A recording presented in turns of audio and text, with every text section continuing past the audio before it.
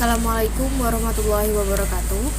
Perkenalkan, nama saya Nabila Pertiwiseta dari kelas Literasi Informasi A.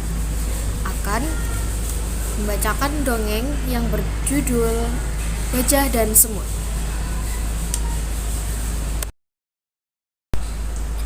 Dahulu kala, di sebuah hutan hiduplah beberapa jenis binatang, dari mulai binatang yang paling besar dan yang paling kecil, seperti harimau, singa, kera, kuda, sapi, kerbau, kucing, beruang, kadal, jerapah, babi, capung, gajah, dan lain sebagainya. Mereka semua hidup berdampingan dan rukun.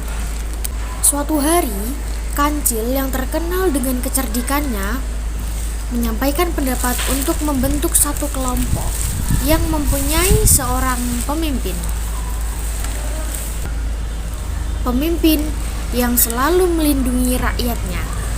Kemudian, datanglah seekor singa yang dikenal sebagai si raja hutan yang bertubuh besar dan gagah itu.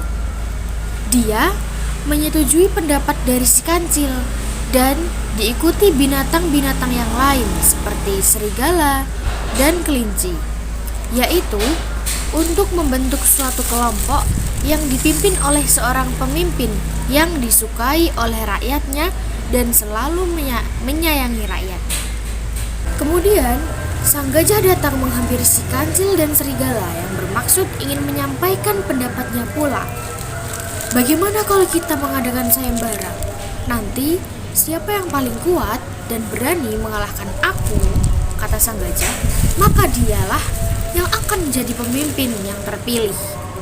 Akhirnya, semua penghuni hutan tersebut menyetujui sayembara tersebut. Pada suatu hari, sayembara yang dinanti-nantikan dengan cuaca yang cerah dan suasana yang gembira telah tiba.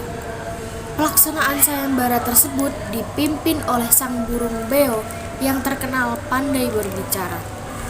Sang beo berkata bahwa semua penghuni yang ada di hutan ini wajib untuk mengikuti sayembara dan berhak untuk mencalonkan diri. Semua binatang yang ada di hutan tersebut merasa tidak berani melawan seekor gajah yang mempunyai tubuh yang sangat besar itu.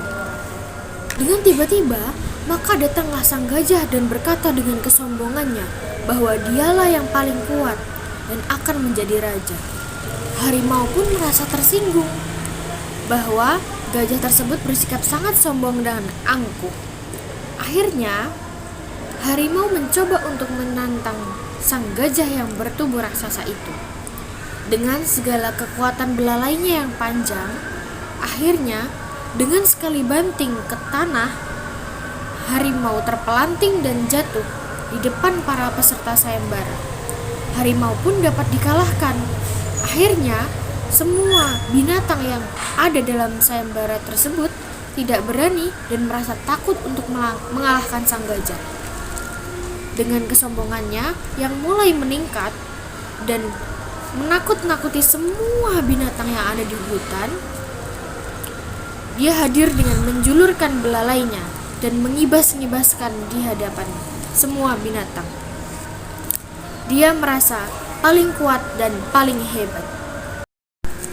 Karena kesombongannya, gajah pun tidak disenangi oleh semua binatang yang ada di hutan. Dalam suasana yang gaduh, tiba-tiba datanglah seekor semut keluar dari balik batu hitam dan masuk ke arena sayembara. Aku akan mengikuti sayembara ini. Bolehlah aku ikut sayembara? Kata semut.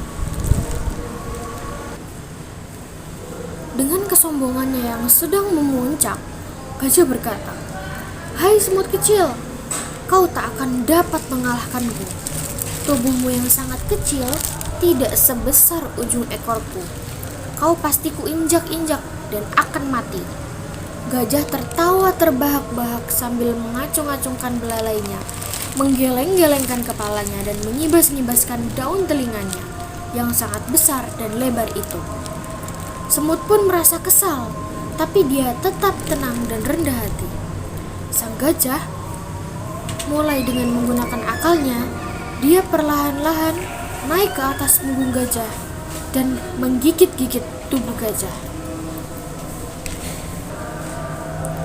Gajah berguling-guling di tanah dan berteriak, "Tolong!